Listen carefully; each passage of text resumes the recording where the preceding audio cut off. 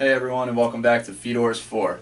My name is Dave Fedor. I'm the Director of Team Tournaments here at the Hoop Group, and I will be coming to you every week with Fedor's 4, talking about 4 different coaching thoughts, plays, different tidbits, philosophies that will help your team win this season. Alright, this week on Fedor's 4, we're going to be talking about a couple different ways to get your best players involved in the game. And number one overall, it's early in all of your seasons, let's keep it simple. Okay, we're going to look at a couple very simple ways to get your best player involved in the offense and keep the ball moving, keep the score going. Let's get into it. Okay, so the first play we're going to look at is a Michigan State sideline out of bounds. Michigan State last year had a player, Miles Bridges, who's one of the best players in the country. Had him at our event, the Southern Jam Fest down in Boo Williams a couple years ago. Unbelievable talent. Certainly going to be probably a top 5 pick in the NBA draft. He's going to find more ways to get Miles Bridges involved in the game early this year. This is just one of them. So sideline out of bounds here. Miles Bridges taking the ball out of bounds. We have our 4-man, our 5-man, then our point guard. Okay, and our 2 is down here on the block. Now what's going to happen is the 1's going to get open, going to pop out. We're going to immediately throw the ball in. As soon as that happens, the 1 is starting to dribble to the opposite side of the floor. Immediately as this is going on, almost simultaneously, our 2 is going to step up and set a screen for the inbounder coming all the way across. Now you'll see it on film. Michigan State gets this 2-3 times very easily for a layup for Miles Bridges right underneath the rim. They don't even get to the second part of the play. Now the second part of the play, we're going to have Miles Bridges here on the block. Okay, our point guard, our 1 has the ball here. Now our 4 and 5 are up at the elbow. We want this screen to be high. We want to keep space here for our post player to make a move or make a play one-on-one. But now our 2 is going to come off this double screen to the top. Okay, and you'll see they get this in the second clip for 3 versus Rutgers. Alright, and finally the last thing that I anticipate seeing Michigan State do this year, and we didn't see it much last year, but you can put Miles Bridges here again, taking this ball out, our 2-man here, 4, 5, our 1 already has the ball, okay, and is making his way to this side of the floor. They've ran this play maybe a couple times because of Miles Bridges' capability of shooting the ball as well. I anticipate seeing this screen here coming up and seeing this rejected. Miles Bridges coming off a double screen here from the 4 and 5 for a 3 himself. Okay? Let's go ahead and take a look on film, and you can see what it looks like for yourself. To me, his best solution, set better down screens. If he can set some better screens, he'll get wide open. It's Bridges again, having his way. 48%, abysmal. Room for improvement. Room for improvement, definitely. Needs improvement. Harris is fouled out. Okay, so for our second clip today, we're going to talk about Duke's early offense. Again, the theme this week is keep it simple. In my opinion, one of the best ways to score is finding your best player in the first 10 seconds of the shot clock. Get the ball in their hands and let good things happen, okay? So to talk about that a little bit, first thing that we have to do in order to get some of these opportunities is run. All 5 guys have to get out and run the floor, create spacing, and put pressure on the defense, okay? Second, be committed to getting your best player the ball in the first 10 seconds of the shot clock, okay? Good things happen when he has the ball in his hands. All 4 other guys on the floor must know where he is, okay, and be willing to look for him in scoring opportunities. Final thing is spacing. You'll see on the clips 3 different ways that Jason Tatum from Duke will score the ball, okay?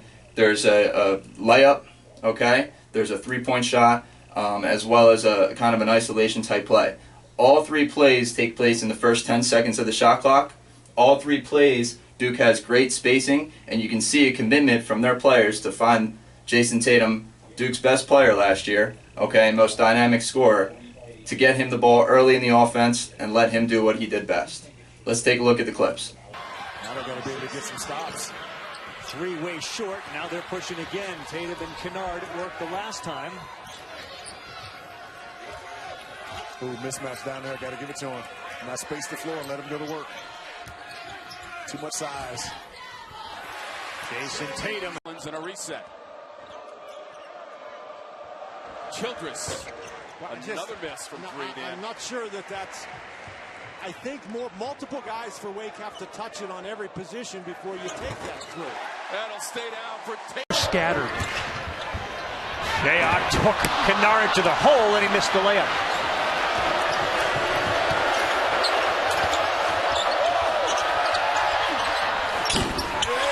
That's the way Duke. Okay, so as you can see, simple. Find your best player, let him make the plays, okay? Our third play here is going to go back to Michigan State, back to Miles Bridges. We're going to find another way that we could get him involved in the offense, okay, and give him an opportunity to make plays. We're looking at a horns look here. Our point guard has the ball in the middle of the floor. In this case, we're going to put Miles Bridges on the left elbow. Now, we could do one of two things, and you'll see in the clip there's a little bit of confusion whether point guard here is going to pass the ball to him or whether he's going to use him in the ball screen. He decides to use him in the ball screen, but we could really do it either way. Point guard's going to come off, okay? As that happens, our 5-man's going to come over to set a little flare screen here. So what happens now, our point guard's here with the ball, 5 sets this flare, Miles Bridges is coming off. There's our first scoring opportunity. This might be a shot for him. He is a capable shooter. You'll see in the clip, Josh Jackson goes underneath to guard the screen. That could be a problem moving forward. This guy can really shoot the ball. In any event, he doesn't, so the ball comes back up to the top now. Miles Bridges has the ball in the middle of the floor. Best opportunity for him to make a play. Can't double team, okay, and he can see the entire floor. So now at this point, our 5-man's going to come over and set a ball screen. Now this is a tough screen. You're talking about a 4-man, a big guy who can make plays. You're talking about now your 4 and 5 defensively having to navigate this ball screen. It's a really difficult play for these guys. So now what happens is Miles Bridges is going to come off, and you'll see in the clip he winds up getting all the way to the rim for a layup. But on the backside, we'll have these two guys exchange just to create a little bit of movement, keep the defense busy, and our 5-man will go ahead and roll to the rim. Our 3 would lift up, and we could always play out of it, throw back, post up. But again, it's all about getting your best player the ball in the middle of the floor and giving him an opportunity to make plays. You'll see here, it's a hell of a play. Take a look. A good Michigan State team here this afternoon. And remember, they've had 13 days off since that loss to TCU, so that probably was a little bit of the rust versus UC Davis, but Ward is back on the floor. Yes, he is. Here we go about gambling. With the 4 fouls, Bridges the drive. He is consistently... Okay, for our 4th and final clip, we're going to take a look again at Duke's offense. Again, a very simple play, another horns look, another horns action, trying to get the ball to Jason Tatum. Ball will start here in the middle of the floor with our point guard. He's going to go ahead and hit our 5-man and cut over the top. As soon as the ball enters into the 5 here on the elbow, our 3 is going to kind of cut back door and just clear out, vacate this side. All right. Also, as soon as the ball goes here to the 5, Jason Tatum's going to take 1 step outside the elbow here, and our 2-man is going to cut over the top, curling this screen through the paint.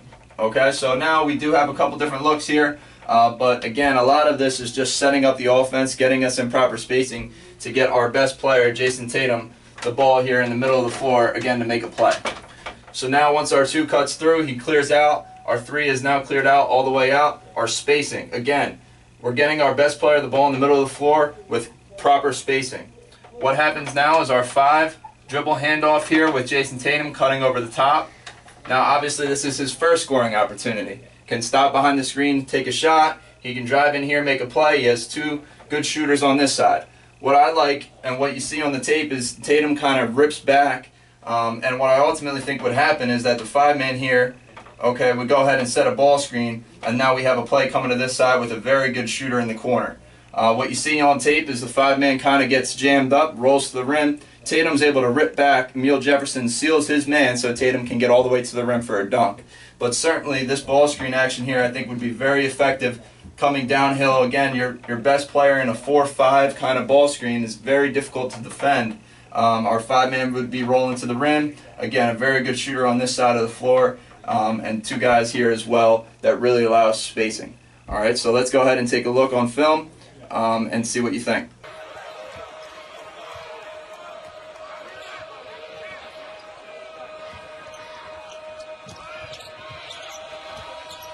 Tatum all the way to the hole with a dunk.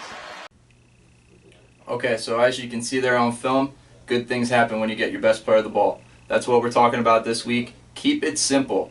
Early offense. Look to get your player involved early. Okay, we ran a sideline out of bounds, some simple flex action. Again, this stuff is simple, okay, but that's all it takes. Don't overcomplicate things. Find ways to get your best player the ball.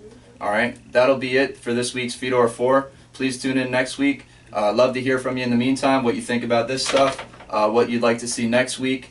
Certainly would love your feedback. And always remember, it helps when you have guys like Jason Tatum and Miles Bridges, as you can see on the film. And under 40% shooting, you're going to be successful. You can win a lot of games that way. I think it's fair to say. Bridges working on the baseline. What a move by Miles. Easily corralled by Tatum.